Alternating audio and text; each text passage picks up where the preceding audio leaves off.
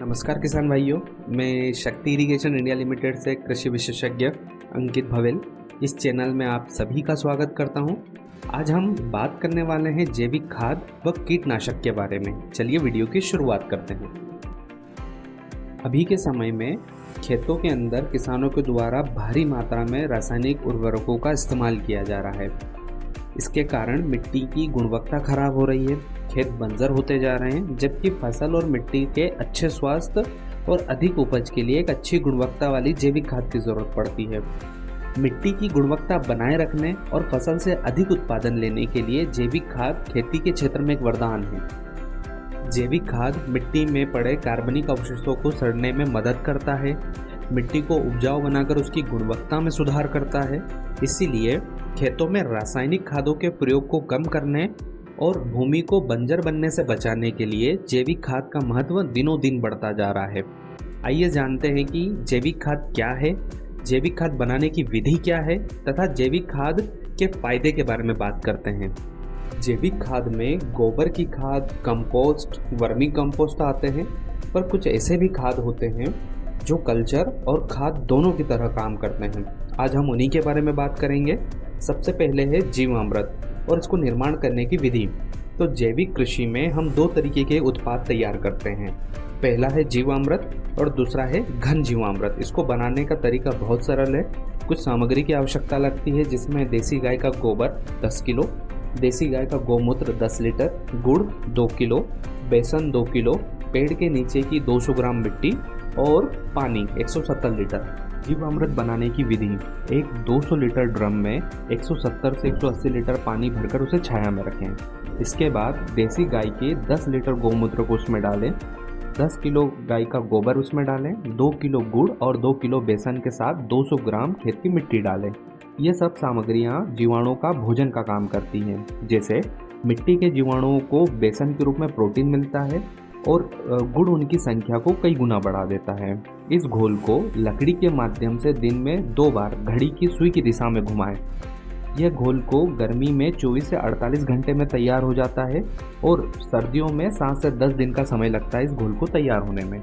इसके बाद में जीवामृत को छानकर स्प्रिंकलर या ड्रिप के माध्यम से एक ड्रम को 1 एकड़ खेत में फैला दें। ये खेत में जामन की तरह काम करेगा। जैसे 1 लीटर दूध को जमाने के लिए 1 चम्मच दही पर्याप्त होता है, उसी प्रकार ये सूक्ष्म जीवाणु मिट्टी में जाने के बाद अपनी संख्या को बहुत तेजी से बढ़ाते हैं और ये जीवाणु वायुमंडल से नाइट्रोजन को लेकर पौधे की जड़ों को देते हैं। खेत में पड़े अक्रियाशील फास्फोरस और पोटास और अन्य पोषक तत्वों को भी पौधे की जड़ तक पहुंचाने का काम करते हैं। जीवामृत का प्रयोग: जीवामृत को महीने में 1 या 2 बार उपलब्धता के अनुसार 200 लीटर प्रति एकड़ के हिसाब से सिंचाई जल के साथ देने पर खेत में किसानों को बहुत अच्छे परिणाम देखने को मिलते हैं। ध्यान रहे कि जीवामृत को खेत में डालने से पहले खेत में पर्याप्त नमी होनी चाहिए, नहीं तो जीवाणु की संख्या में किसानों को कमी देखने को मिल सकती है। जीवामृत के लाभ: जीवामृत पौधों को जरूरी पोषक तत्व उपलब्ध कराता है। जीवामृत को डालने पर भूमि में सूक्ष्म जीवाणु और मित्र कीटों की संख्या में वृद्धि देखने को मिलती है। फल और सब्जी के पौधों की ग्रोथ को बढ़ाने के साथ साथ ये उनकी गुणवत्ता को भी बेहतर करता है। भूमि की उर्वरा शक्ति को बढ़ाता है और छाछ के साथ में जीवामृत के घोल को रोगनाशी दवाई के रूप में भी उपयोग किया जा सकता है। अब बात करते हैं घन जीवामृत और इसके निर्माण की विधि के बारे में। घन जीवामृत जीवामृत का ही एक स्वरूप होता है। घन जीवामृत को बनाने के लिए देसी गाय के गोबर की खाद से इसे तैयार किया जाता है। 1 कुंटल गोबर की खाद को छानकर उसके ऊपर 5 से 7 लीटर जीवामृत डालकर उसे अच्छे से मिलाते हैं, जिससे मिश्रण के अंदर जीवाणु की संख्या बहुत तेजी से बढ़ने लगती है।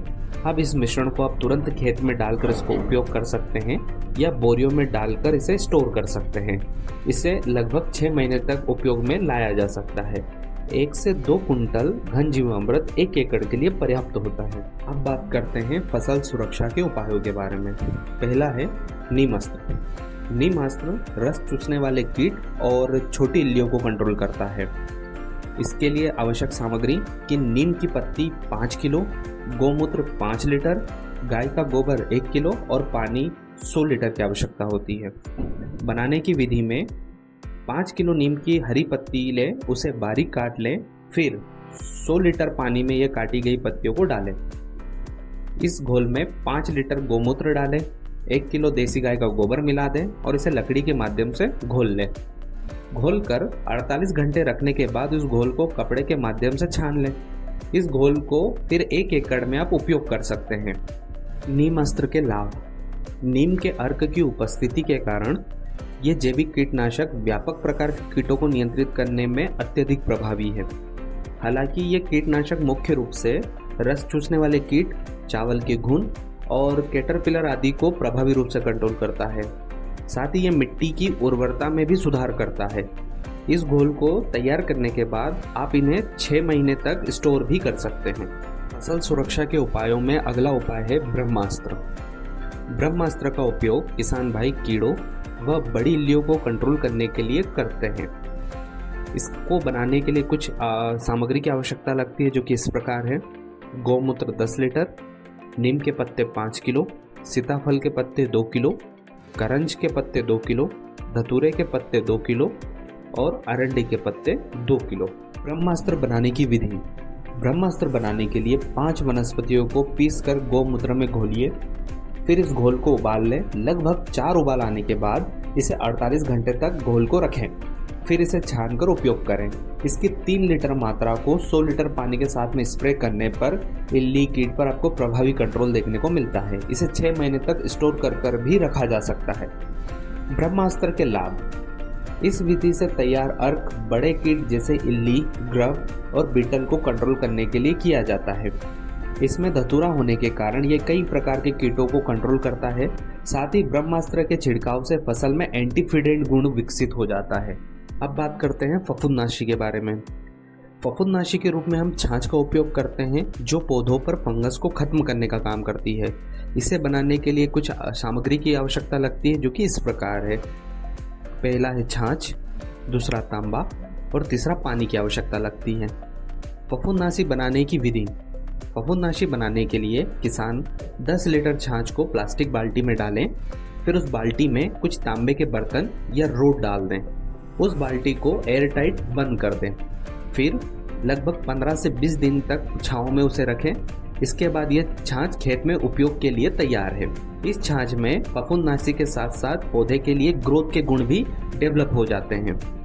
इस छाछ के स्प्रे के लिए 250 ml मात्रा को 15 लीटर पानी के साथ में मिलाकर खेत में स्प्रे करें, या 50 लीटर छाछ को 1 एकड़ में ड्रिप के माध्यम से सिंचाई जल के साथ भी दिया जा सकता है। इस फफूंदनाशी के लाभ। इस घोल में फफूंदनाशी, जंतुनाशक और विषाणुनाशक के गुण होते हैं। इस घोल में पौधे को पुनः सजीव करने के साथ साथ एंटीबॉडीज भी तैयार होती है, जिससे पौधे में प्रतिरोधक क्षमता का निर्माण होता है और यह दवा रोगजनक और बैक्टीरिया को मारने का भी काम करती है। खेती और सिंचाई से जुड़ी हुई ऐसी ही वीडियो को देखने के लिए जुड़े रहिए शक्ति इरिगेशन इंडिया लिमिटेड से। धन्यवाद।